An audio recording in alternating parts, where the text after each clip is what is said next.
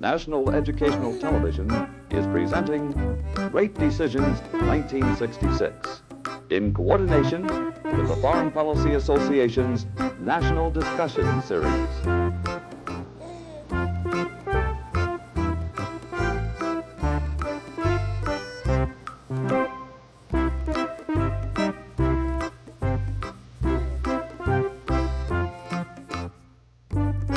20 years ago, there were only 4 independent nations on the vast continent of Africa: Egypt, Ethiopia, Liberia, and the Union of South Africa.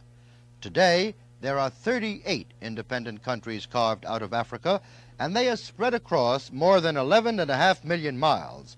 That's enough territory to hold 3 Europes. Only Asia is a larger continent. This report focuses on that part of Africa located below the Saharan Desert. There we find 33 new nations and 9 colonial territories. Their total population is some 213 million.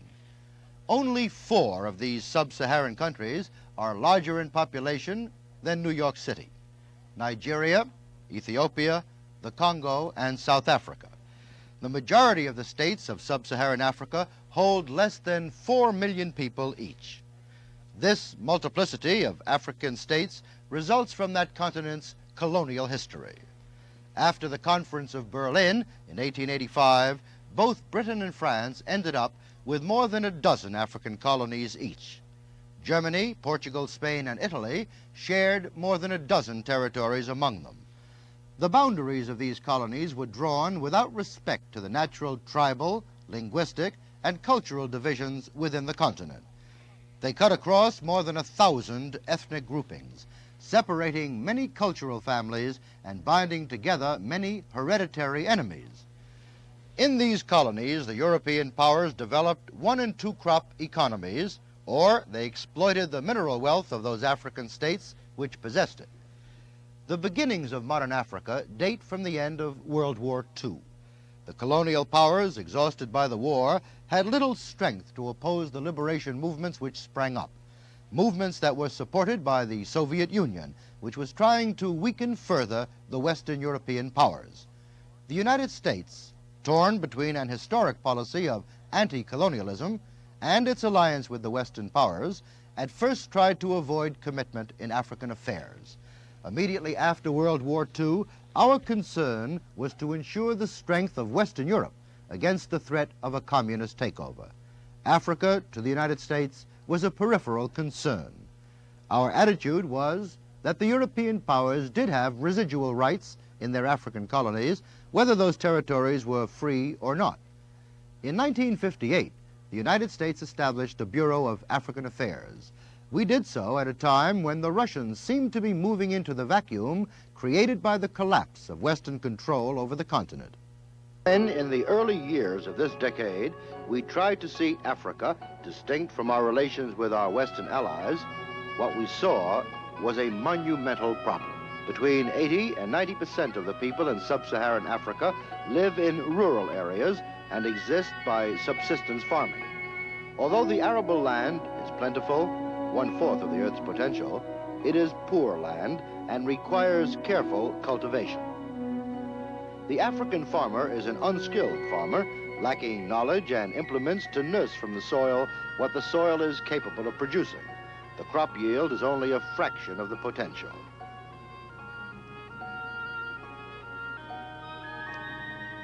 "85% of the people of sub-Saharan Africa are illiterate. Few Africans are equipped to take up the necessary technical and administrative functions that the colonial white man used to perform. Africa lacks developed industry. It also lacks transportation and communications. The basic necessities take most of the time and effort of life.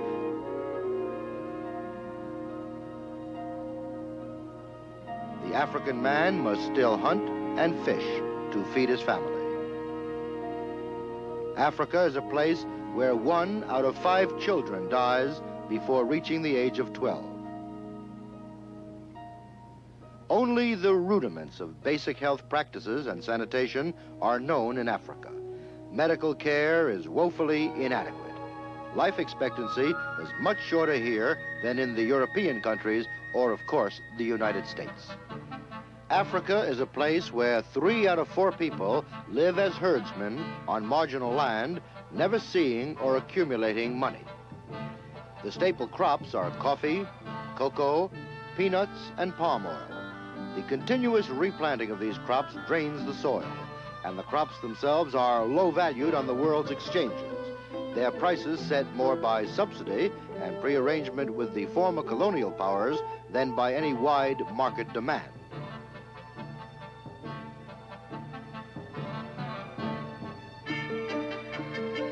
What Africa does produce, it carries to the outside world on the backs and the heads of its people. Ironically, Africa does possess a fabulous wealth of mineral resources.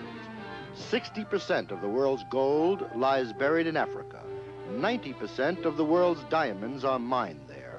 It also holds vast quantities of iron, cobalt, copper, and uranium. The poor crust of the land, which the farmer knows, hides riches that only powerful men and machines can claim. Along its great lakes and rivers, Africa potentially holds 40% of the Earth's hydroelectric power, but the powerful waters are unharnessed, unproductive. With all this potential wealth, the annual per capita income in sub-Saharan Africa is only $120. Discounting white-controlled South Africa, that income drops to $95 a year. One of the reasons for this contradiction between natural wealth and actual poverty is the distribution of resources.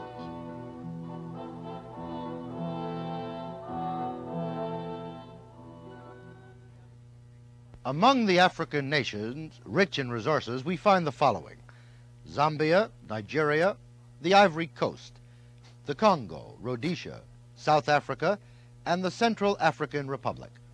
But most of the other nations of Africa are poor. Those African nations that are economically viable, potentially self-sufficient, have a chance for survival and for continuing independence. But those lacking resources may be doomed to fall under the control of their more powerful neighbors, or to become neo-colonial pawns in the shifting Cold War between the major powers. But the fierce nationalism of today's Africa is willing to take its chances on tomorrow, so long as freedom can be achieved today. In the early post-liberation years, the first order of business throughout independent Africa was to abolish every trace of the colonial past. The black man of Africa wanted to forget his colonial subservience. They wanted to forget the grand reviews, the patronizing masters, the power that, no matter how gently exercised, was always the power of master over slave. And if it takes violence to wipe out that kind of past, the Africans were ready to turn to violence.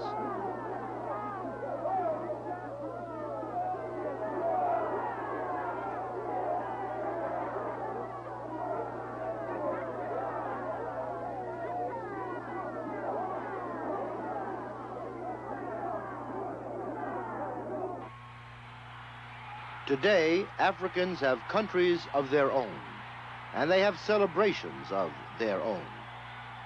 They have what they regard as African attitudes, and they have African heroes and African flags. The continent is being returned to the people who inhabit it. But that doesn't mean that they can live in peace with each other any more easily than in the troubled, violent colonial era. In the past, there's been continuing violence in the Congo, Algeria, Nigeria, long after these countries have won their independence. Tribal fighting and killing has replaced the violence of revolutionary conflicts with the former colonial powers. African politicians have learned that they cannot maintain themselves in power only by being nationalists and breaking away from former colonial masters. They have had to seek aid from the great powers. For the aid they needed, they turned to the rival powers in the Cold War. This was a logical tactic since the Cold War is a global struggle and Africa is one of the arenas of the competition. Early in this decade, the Russians began to see Africa in terms of its potential as a weight in the balance of world power. And at about the same time, the United States came to this same realization.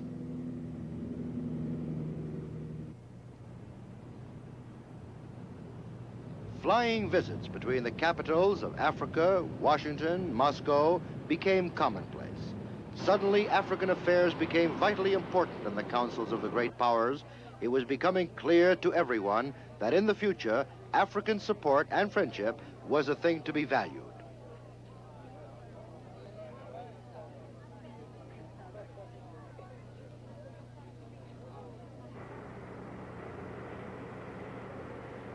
Inevitably, the Chinese began to court the emerging African nations in a campaign that had strong anti-white racial overtones. The Russians and Chinese came to Africa offering aid, but in fact selling revolution. And the leaders of Africa were not buying. They weren't interested in new revolutions, for they'd come to power with revolutions of their own. And so, although the aid was welcome, the political advice was not. The new African nations have not been made anyone's easy pawns. President Julius Nyerere of Tanzania puts the African view this way. Non-commitment, and our policy of non-commitment means we don't want to be automatically committed. We can take sides on a specific issue. We don't want to merely be regarded as supporters of the West, right or wrong, or supporters of the East, right or wrong. This we say this is wrong. We will look at issues as they come. That is a principle. It has nothing to do. It's not expedient.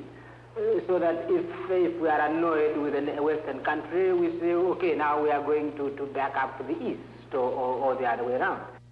As a result of this attitude, the Russians have been thrown out of Guinea, and the Chinese have been evicted from Dahomey, the Central African Republic, and from Burundi. As proof of its sensitive impartiality, Burundi also expelled the U.S. ambassador earlier this year. About the same time, President Jomo Kenyatta of Kenya pledged to eliminate Chinese influence in his country.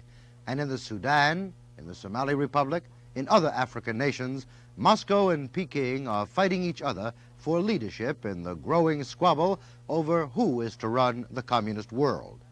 Nonetheless, in the past 6 years, Russia and China have established valuable trade and cultural ties with some African nations. The United States has done the same, but its policy towards Africa has been inhibited by its relations with the former colonial powers. We have, as a consequence of this and other factors, been indecisive, attempting to be a bit on everyone's side in Africa.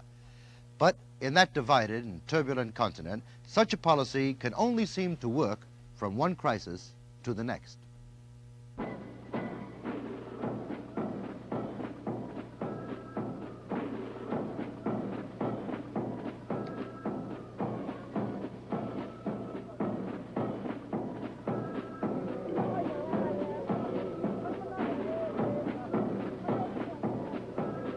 The Congo crisis forced America's hand.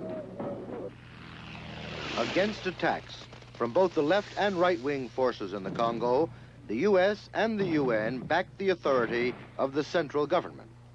Civil war broke out. Many lives were lost, but the freedom of the Congo was, at least momentarily, preserved. U.S. intentions towards Africa was spelled out by the late UN ambassador, Adlai Stevenson. We declare that so far as we are concerned, Africa shall never be the scene of any war, cold or hot. But we also declare that Africa for the Africans means Africa for the Africans, and not Africa as a hunting ground for alien ambitions. And we pledge our full and unstinted support against any attempt by anyone to interfere with the full and free development by Africans of their own independent African future. But grave crises are not the only proof of national intentions. There is a day-to-day concern that perhaps manifests intentions more clearly. U.S. aid to Africa today amounts to less than $1 per person per year, and that's the lowest allotment made to any region in the world. The need to increase our aid allotment and technical assistance to Africa is great. More than words are needed to convince the Africans that we are truly offering friendship, not seeking political advantage. Another critical aspect of our relations with Africa centers on the racial problem. In South Africa, the United States must deal with a ruling white minority determined to maintain its control over a vast native majority. The same problem exists in Rhodesia and in the Portuguese colonies of Angola and Mozambique. Given our own grievous racial problem, the nations of Africa are looking closely at U.S. policy as the true test of our sincerity. Our own race relations are one of the major obstacles we must overcome in creating stable African friendships. Thus far, we have joined Great Britain in economic sanctions against the rebel government of Ian Smith in Rhodesia. We have also enforced an arms embargo against South Africa. Still, our overall trade with South Africa continues to grow each year. Meanwhile, the tension mounts. Native-controlled African states are demanding stronger measures from the European powers and the United States to put an end to the remaining white-controlled colonies and states on the African continent. And there is resentment and resistance growing in young African minds and hearts. And there is hatred growing there too. Hatred that could one day lead to a terrible violence. In the United Nations, where Africa controls 1/3 of the votes, the racial issue could easily affect the course of world history. To admit Ghana to membership in the organization. Will the acting chief of protocol be kind enough to escort the representative of Ghana to his seat on the assembly floor?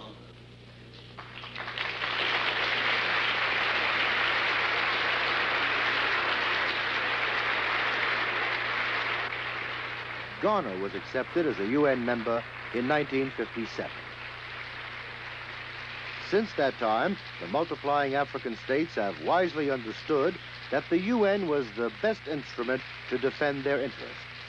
Lacking economic or military power, it is at the UN that these emerging countries can wield influence because their numbers add up to real political power in the World Forum.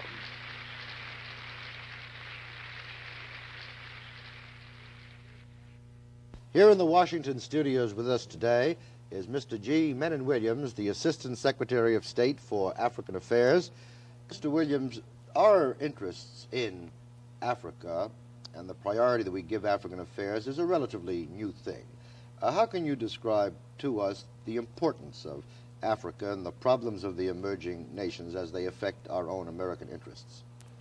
Well, as you say, Mr. Schoenbrunn, this is a new opportunity. Here's a field where we haven't been frozen in one way or another. I think our first interest is to see that these countries remain or become independent and self-reliant, that they be desirous of keeping out any kind of foreign intervention whatsoever. Second, we want to see economies and social systems that are developing strength in these countries so that they can maintain their political independence. Thirdly, I think we'd like to see relations between us friendly and with mutual understanding so that we can move ahead. And finally, we would like to see these countries politically, economically, and socially strong enough so that they'll provide stability in the world so that peace will have a solid basis there. Governor, in the last few years, many people feared communist penetration of Africa. Two types of communist penetration. Russian penetration, which became apparent principally in the Middle and Near East, I suppose, in Syria and Egypt. And then in the past 2 years, the trips of Zhou Enlai were the first signs of an attempt at Chinese penetration.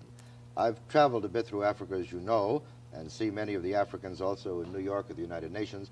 I have the feeling that those fears, while legitimate, for the other side is pushing, were perhaps exaggerated, or let's put it another way, the communists have not been terribly successful with their program of penetration of Africa, have they?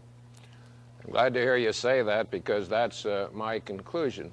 I think basically the Africans have a fierce feeling of independence, and eventually the Russians and the Chinese run against that. When the Africans feel that the Russians or Chinese are trying to dominate them, then they react. And of course, the Chinese seem to be having a meteoric rise in influence, but when Zhou Enlai arrived, as you said, and when he came out with the statement, Africa is ripe for revolution, so many of the Africans said, no thank you, we've just had our revolution. And during the last 6 months, I think that the Chinese peaked. They're beginning to ebb, because the Africans are understanding what they're up to, and that what they're up to is of no help to them. Well, Governor, this should give us a very great opportunity, and I think probably it does, but would give us an even greater one if we were not plagued in this new area with a very old and tragic problem. The problem of racial tensions, not only in our own country, which for a long time, if I may say so, gave us a black eye in Africa, but their own racial tensions between white and black Africa, notably in Rhodesia and in South Africa. And many Africans feel that we Americans have a rather ambivalent view on Rhodesia and South Africa, that we're for freedom, and yet there are great economic interests. Could you tell us your own feeling about the racial issue and how it affects the projection of America towards the African nations? Schoenbrunn, as you indicated at the beginning of your question, we do have problems, and so while the Africans want to be independent and that the communists are not going to have it all their own way, we do have a continuing problem, and this is accentuated by race. I think that the Africans are generally conscious of our goodwill, that our ultimate objective is for an interracial society and majority rule, recognizing the rights of all people, and that the problem comes down to the methods of achieving that. Here occasionally we are at odds. I think in Rhodesia, however, we seem to be pretty close together. I think that the Africans feel that the United States position in Rhodesia is quite forthcoming. There, of course, that we have used almost all of the economic weapons at our disposal. Some of them we've done voluntarily with the assistance of the private industries involved, but in any event, we've got a pretty effective counter, and there seems to be some degree of cracking in southern Rhodesia. In South Africa, of course, the question's somewhat different, because there Africa is very impatient to see this regime practicing apartheid brought down. The Africans recognize what we want to do, but sometimes they feel that we're a little slow in using the means at our disposal to bring down that government. The economic part of it isn't as easy as one would think. Our concern in South Africa, compared to the rest of Africa, is less than a half, but it's only, South Africa represents only 1% of our foreign investment, so we have neither the leverage or the interest that they might suspect. Do you feel, sir, that we're applying all of the economic pressure that we can? You said that we've used all the weapons at our disposal. I presume, Governor, that you're referring here to the public weapons at your disposal, America's public interest, but there are very great private American interests in Rhodesian copper, for example, in oil, petroleum industry, in South Africa in rare earths and minerals, and there have frequently been charges made, exploited by the communists over and over again, of course, that there's American economic imperialism. Could you speak to that question for a moment? Surely. I think in Rhodesia that we are approaching the maximum effort, that the private interests have cooperated strongly. You mentioned oil. We've got a self-imposed oil embargo. and in most of the other things where we have interests in Rhodesia. I think we're approaching a maximum effort. In South Africa, it's somewhat different. Here, we haven't really declared outright war, so to speak.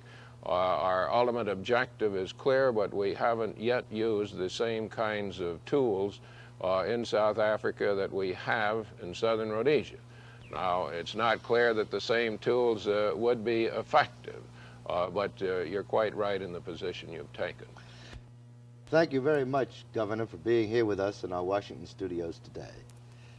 The diplomatic skill of this country's representatives will be tested by their ability to make the right friends and perhaps the right enemies in Africa, for no country can be a friend to all of these emerging nations. Indeed, they are not friendly with each other. Disputed boundaries divide them. Already we see Somalia and Ethiopia coming to the verge of open warfare over border lines. National policy also divides the African nations. Ghana and Nigeria have been feuding because Ghana has been pressing Nigeria to follow its political lead, to second its motions in international and Pan-African affairs.